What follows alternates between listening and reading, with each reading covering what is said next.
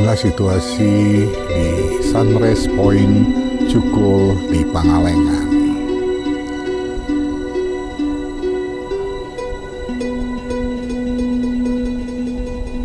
Kabut tebal masih menyelimutin lokasi Sunrise Point ini.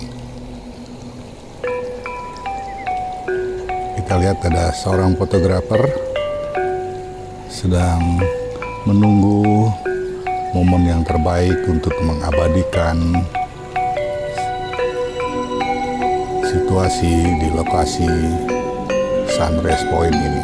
Kita ngobrol-ngobrol dengan Assalamualaikum. Waalaikumsalam Pak Haji. Waduh, kumaha damang Kang Kus. Aduh. Alhamdulillah.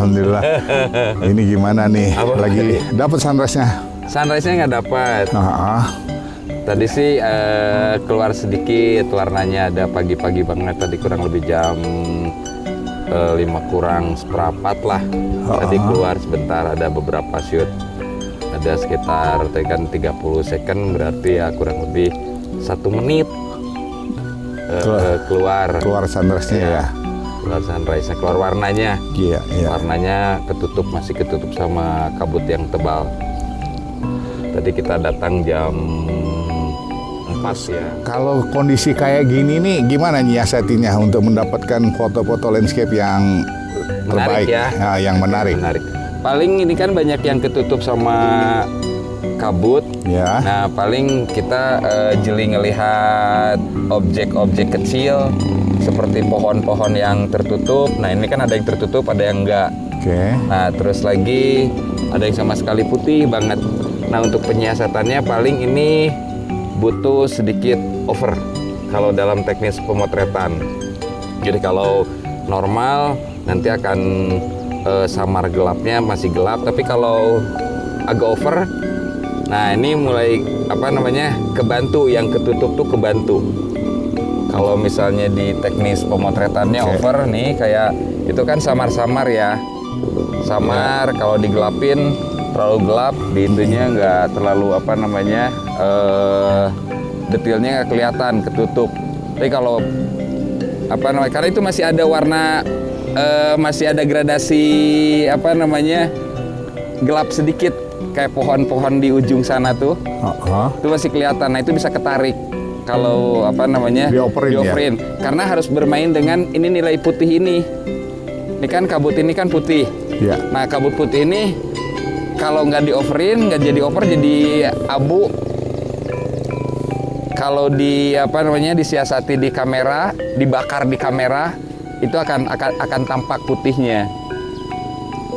Meskipun sebetulnya nggak terlalu putih, tapi kan tetap ada beberapa nada di sini. Ada hijau, nantinya jadi abu, terus di batang itu hitam, terus ke belakangnya putih-putih samar ke abu-abuan karena ada beberapa kontur jenis pohon tuh. Ada yang kayak brokoli, terus ada yang kayak apalagi tuh, bentukannya ada bulat-bulat. Nah, itu kan bentukan-bentukan yang notabene-nya objek juga gitu kan, sebagai background. Nah, foreground-nya nih yang pohon yang depan ini kan hitam nih. Kalau kalau disiasati lagi kan ini hitam, putih, abu. Nah, itu abu-abu itu tuh ada pohon-pohon itu tuh di ujung. Itu kan ada pohon ya. Nah, itu kan bisa dapat, bisa terikot. Jadi tidak hanya pohon ini aja, tapi backgroundnya, oh ternyata ada di belakangnya ada pohon gitu kan. Ada beberapa bentukan. Kalau saya ngelihatnya itu. Terus ada pohon-pohon yang masih samar banget, terlapisi sama kabut ya. Kabut ya. Jadi siasatin ini dioperin ya, Kang Kus ya. Oper beberapa stop lah ya. Kalau saya sih gitu untuk menyiasatinya, karena kalau normal ya di tampilan kan akan hitam, tapi kalau misalnya putihnya jadi hilang, karena ini nilai putihnya yang harus disikapin untuk dapetin karakter objek yang ada di belakang itu.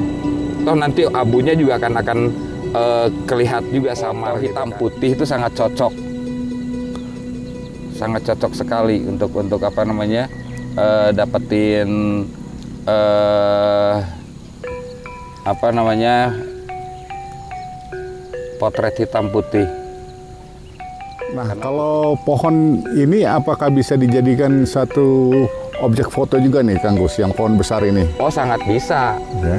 Sangat bisa. Ini sangat menarik. Dari bentukan menarik, dari karakter juga menarik, gitu kan. Nih kalau ngelihat nih ada kalau saya sih ini ada dua bentuk. Jadi pattern ya, bentuk kayak kurva gitu kan.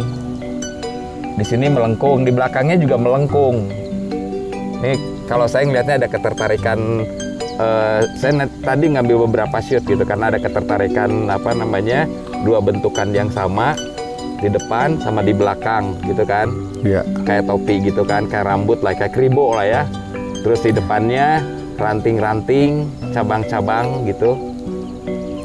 Seperti apa namanya, garis-garis kayak semacam gitu ya. Pohon dua ini tuh sangat menarik kalau teman-teman yang sering kesini gitu kan. Ini mungkin ada cerita tersendiri karena dua ini tadinya kan utuh ya.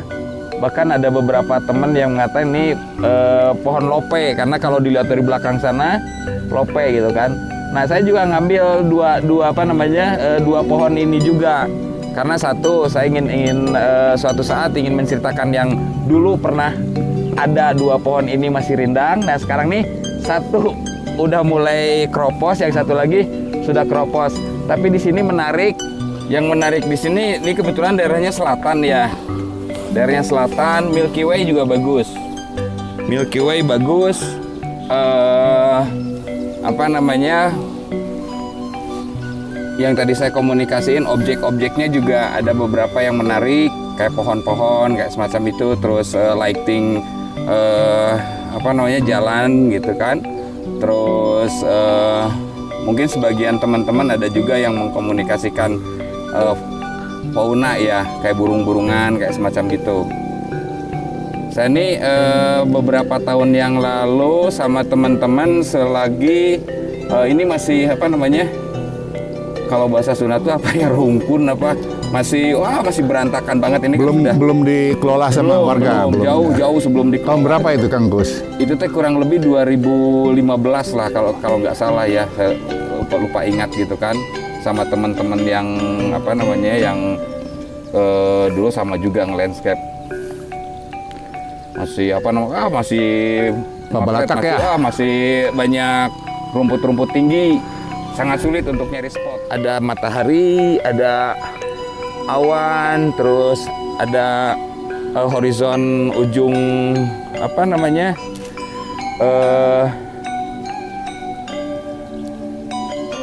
Gunung ya.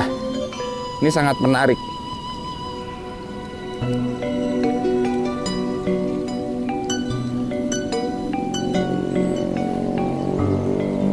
Nah, ini udah mulai terbuka nih. Matahari udah mulai muncul. Gunung-gunung sudah mulai, bahkan itu geotermal juga udah kelihatan. Itu kan asap geotermal ya. Itu asap geotermal.